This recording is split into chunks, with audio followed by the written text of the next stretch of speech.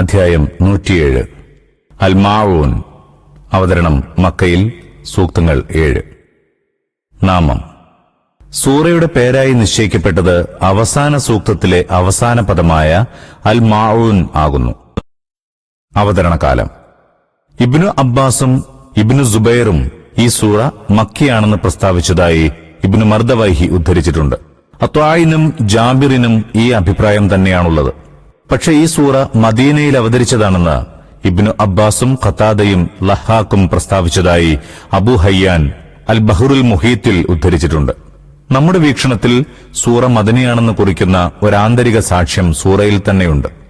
ഈ സൂറയിൽ അശ്രദ്ധരായും ആളുകളെ കാണിക്കാൻ വേണ്ടിയും നമസ്കാരം നിർവഹിക്കുന്ന നമസ്കാരക്കാരെ നാശഭീഷണി കേൾപ്പിച്ചിരിക്കുന്നു. മുസ്ലിങ്ങളിൽ അത്തരക്കാരും ഉൾപ്പെട്ടിരുന്നുവെന്നതാണല്ലോ ഈ താക്കീതിന്റെ അർത്ഥം. എന്നാൽ മക്കയിൽ ആരെങ്കിലും ആളുകളെ കാണിക്കാൻ വേണ്ടി നമസ്കരിക്കുന്ന അവസ്ഥ ഒട്ടുമുണ്ടായിട്ടില്ല. അവിടെ വിശ്വാസികൾക്ക് സംഘടിതമായി നമസ്കരിക്കുന്ന ഏർപ്പാട് തന്നെ പ്രയാസകരമായിരുന്നു. ഉള്ളടക്കം. പരലോക വിശ്വാസം മനുഷ്യനിൽ ഏതുതരം സ്വഭാവമാണ് വളർത്തുക എന്ന് വ്യക്തമാക്കുകയാണ് ഈ സൂറയുടെ ഉള്ളടക്കം. 2-3 സൂക്തങ്ങളിൽ പരസ്യമായി പരലോകത്തെ തള്ളിപ്പറയുന്ന സത്യനിഷേധികളുടെ അവസ്ഥ ചൂണ്ടിക്കാണിച്ചിരിക്കുന്നു. പ്രത്യക്ഷത്തിൽ മുസ്ലിമും എന്നാൽ മനസ്സിൽ പരലോകത്തെയും അതിലെ രക്ഷാശിക്ഷകളെയും സംബന്ധിച്ച ഒരു സങ്കല്പവുമില്ലാത്തവനുമായ കപടവിശ്വാസിയുടെ അവസ്ഥയാണ് അവസാനത്തെ 4 സൂക്തങ്ങളിൽ വർണ്ണിച്ചിരിക്കുന്നത്.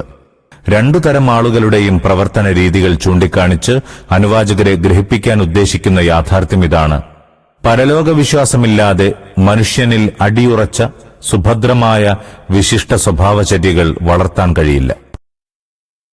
ബിസ്മില്ലാഹിർ റഹ്മാനിർ റഹീം. പരമദയാലുവും കരുണാവാരിധിയുമായ അല്ലാഹുവിന്റെ നാമത്തിൽ. അറഅയ്തല്ലദീ യുകദ്ദിബു ബിദ്ദീൻ. മരണാനന്തര രക്ഷാശിക്ഷകളെ തള്ളിപ്പറയുന്നവനെ താങ്കൾ കണ്ടിട്ടുണ്ടോ? ഇവിടെ ഈ ചോദ്യത്തോടുകൂടി ആരംഭിച്ചതിന്റെ അർത്ഥം നിങ്ങൾ ആ മനുഷ്യനെ കണ്ടുവോ ഇല്ലയോ എന്ന് ചോദിക്കുകയല്ല, മറിച്ച് പരലോക നിഷേധിയിൽ വളർന്നുവരുന്ന സ്വഭാവചര്യകൾ എത്തരത്തിലുള്ളതായിരിക്കുമെന്ന് ചിന്തിക്കാൻ അനുവാചകനെ പ്രേരിപ്പിക്കുകയാണ്. അനുവാചകൻ പരലോക വിശ്വാസത്തിന്റെ ധാർമ്മിക പ്രസക്തി മനസ്സിലാക്കാൻ ശ്രമിക്കുന്നതിനുവേണ്ടി അവനെ പരലോക നിഷേധികൾ ഏതു തരത്തിലുള്ള ആളുകളാണെന്ന് പരിശോധിക്കാൻ തൽപരനാക്കുകയും ചെയ്യുന്നു. യുക്കദ്ദിബു ബിദ്ദീൻ എന്നാണ് മൂലവാക്യം. ദീൻ എന്ന പദം വിശുദ്ധ ഖുർആൻ സാങ്കേതികമായി പരലോകത്തെ കർമ്മഫലം എന്ന അർത്ഥത്തിലും ദീനുൽ ഇസ്ലാം എന്ന അർത്ഥത്തിലും ഉപയോഗിക്കാറുണ്ട്. ഇവിടെ തുടർന്നു പറയുന്ന വിഷയവുമായി യോജിക്കുന്നത് ആദ്യത്തെ അർത്ഥമാകുന്നു. രണ്ടാമത്തെ അർത്ഥവും അനുചിതമാവില്ല. ഇബ്നു അബ്ബാസ് മുൻഗണന കൽപ്പിച്ചത് രണ്ടാമത്തെ അർത്ഥത്തിനാണ്.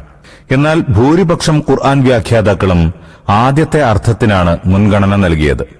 ആദ്യത്തെ അർത്ഥത്തിലെടുത്താൽ സൂറയുടെ മുഴുവൻ ഉള്ളടക്കത്തിന്റെയും താൽപര്യം പരലോക നിഷേധം മനുഷ്യനിൽ ഇന്നിന്ന സ്വഭാവചര്യകൾ ഉളവാക്കുന്നു എന്നാകുന്നു. രണ്ടാമത്തെ അർത്ഥത്തിലെടുത്താൽ സൂറയുടെ താൽപര്യം ഇസ്ലാമിന്റെ ധാർമ്മിക പ്രസക്തി വെളിപ്പെടുത്തുകയാണെന്ന് കാണാം. വചനോദ്ദേശ്യം ഇതാകുന്നു: ദീനുൽ ഇസ്ലാമിനെ തള്ളിപ്പറയുന്നവരിൽ കാണപ്പെടുന്ന ദുഷ്ടതകൾക്ക് നേരെ വിപരീതമായ സ്വഭാവചര്യകൾ വളർത്താനാണ് ഇസ്ലാം ആഗ്രഹിക്കുന്നത്. നീ എന്ന് സംബോധന ചെയ്യുന്നത് പ്രത്യക്ഷത്തിൽ നബി തിരുമേനിയെയാണെങ്കിലും ഇത്തരം സന്ദർഭങ്ങളിൽ പൊതുവിൽ സാമാന്യബുദ്ധിയും ചിന്താശക്തിയും ഗ്രാഹ്യതയുമുള്ള ഓരോ വ്യക്തിയെയും സംബോധന ചെയ്യുകയാണ് ഖുർആനിന്റെ ശൈലി. കാണുക എന്നതിന്റെ വിവക്ഷ കണ്ണുകൊണ്ടുള്ള കാഴ്ചയുമാണ്. ആളുകളുടെ ചെയ്തികൾ കണ്ണുള്ളവർക്കെല്ലാം നേരിൽ കാണാവുന്നതാണ്. അറിയുക, ഗ്രഹിക്കുക, ആലോചിക്കുക എന്നും അതിന് താൽപര്യമുണ്ട്.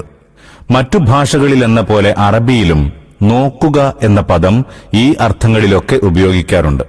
ഉദാഹരണമായി, എനിക്കറിയാം എന്ന അർത്ഥത്തിൽ ഞാൻ കാണുന്നു എന്നും ചിന്തിക്കൂ എന്ന അർത്ഥത്തിൽ നോക്കൂ എന്നും നമ്മുടെ ഭാഷയിലും പറയാറുണ്ടല്ലോ. ഈ രണ്ടാമത്തെ അർത്ഥത്തിലെടുത്താൽ ആശയം രക്ഷാശിക്ഷകളെ തള്ളിപ്പറയുന്നവൻ എത്തരത്തിലുള്ളവനാണെന്ന് അറിയാമോ, അല്ലെങ്കിൽ രക്ഷാശിക്ഷകളെ തള്ളിപ്പറയുന്നതിന്റെ സ്വഭാവം എന്തായിരിക്കുമെന്ന് ആലോചിച്ചിട്ടുണ്ടോ എന്നാകുന്നു.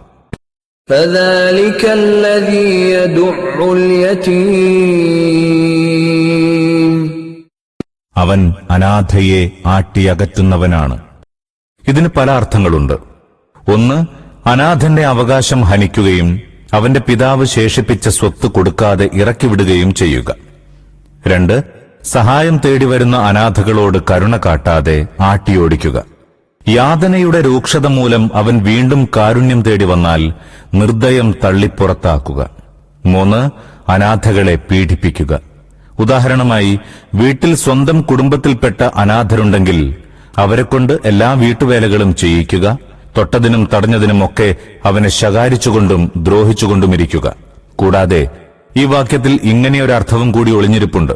അയാളിൽ നിന്നുള്ള നിർദ്ദയമായ നടപടികൾ അപൂർവം വല്ലപ്പോഴും ഉണ്ടാകുന്നതല്ല, മറിച്ച് അയാളുടെ സ്ഥിരം സ്വഭാവം തന്നെയാണത്.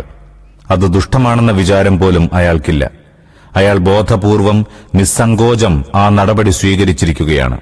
അയാൾ വിചാരിക്കുന്നത് അനാഥർ അബലരും ബലഹീനരുമാണെന്നാണ്.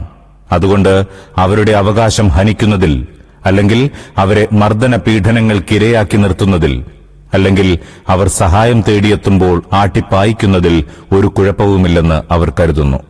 ഖാളി അബുൽ ഹുസൈൻ അൽമാവർദി തന്റെ ആലാമുൻ നുബുവ്വ എന്ന ഗ്രന്ഥത്തിൽ ഇവിഷയകമായി അത്ഭുതകരമായ ഒരു സംഭവം രേഖപ്പെടുത്തിയിട്ടുണ്ട്. അബൂജഹൽ ഒരനാഥന്റെ രക്ഷിതാവായിരുന്നു. ഒരിക്കൽ ആ കുട്ടി തന്റെ പിതൃസ്വത്തിൽ നിന്ന് കുറച്ച് തനിക്ക് തരണമെന്നപേക്ഷിച്ച് അബൂജഹലിനെ സമീപിച്ചു. അപ്പോൾ ദേഹത്തിൽ വസ്ത്രം പോലുമില്ലാത്ത അവസ്ഥയിലായിരുന്നു ആ കുട്ടി. പക്ഷേ ആ അക്രമി കുട്ടിയെ ശ്രദ്ധിക്കുക പോലും ചെയ്തില്ല. വളരെ നേരം കേണുനിന്ന ശേഷം അവൻ നിരാശനായി തിരിച്ചുപോയി. വഴിക്കുവെച്ച് ഖുറൈശി പ്രമാണിമാർ അവനെ കളിയാക്കിക്കൊണ്ട് ഇങ്ങനെ ഉപദേശിച്ചു: നീ ചെന്ന് ആ മുഹമ്മദിനോട് പറ, അയാൾ അബൂജഹലിനോട് ശുപാർശ ചെയ്ത് നിന്റെ മുതൽ വാങ്ങിച്ചു തരും. ആ പാവം കുട്ടിക്ക് അബൂജഹലും മുഹമ്മദ് നബിയും തമ്മിലുള്ള ബന്ധം എന്താണെന്നോ ഈ ദുഷ്ടന്മാർ തന്നോട് ഇങ്ങനെ ഉപദേശിച്ചത് എന്തിനാണെന്നോ ഒന്നും അറിഞ്ഞുകൂടായിരുന്നു. അവൻ നേരെ പ്രവാചകന്റെ അടുത്തു ചെന്ന് തന്റെ പരാതി ബോധിപ്പിച്ചു.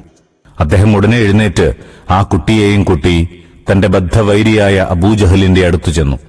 തിരുമേനിയെ കണ്ട് അബൂജഹൽ സ്വാഗതം ചെയ്തു. തിരുമേനി, ഈ കുഞ്ഞിന്റെ അവകാശം അവന് കൊടുക്കുക എന്ന് പറഞ്ഞപ്പോൾ അയാൾ ഉടനെ അത് സമ്മതിച്ചു. മുതൽ എടുത്തുകൊണ്ടുവന്ന് കുട്ടിക്ക് കൊടുക്കുകയും ചെയ്തു. അവർ തമ്മിൽ നടക്കുന്നതെന്താണെന്ന് കാണാൻ ഖുറൈശി പ്രമാണിമാർ കാത്തുനിൽക്കുന്നുണ്ടായിരുന്നു. രസകരമായ ഒരു ഏറ്റുമുട്ടലായിരുന്നു അവർ പ്രതീക്ഷിച്ചത്. പക്ഷെ നടന്ന സംഭവം കണ്ട് അവർ അത്ഭുത സ്തബ്ധരായി. അബൂജഹലിന്റെ അടുത്തു ചെന്ന് ആക്ഷേപസ്വരത്തിൽ അവർ ചോദിച്ചു: നിങ്ങളും മതം മാറിയോ? അയാൾ പറഞ്ഞു: അല്ലാഹുവാണ് സത്യം, ഞാൻ മതം മാറിയിട്ടില്ല. പക്ഷേ മുഹമ്മദ് നബിയുടെ ഇടത്തും വലത്തും 2 കുന്തങ്ങൾ ഞാൻ കണ്ടു.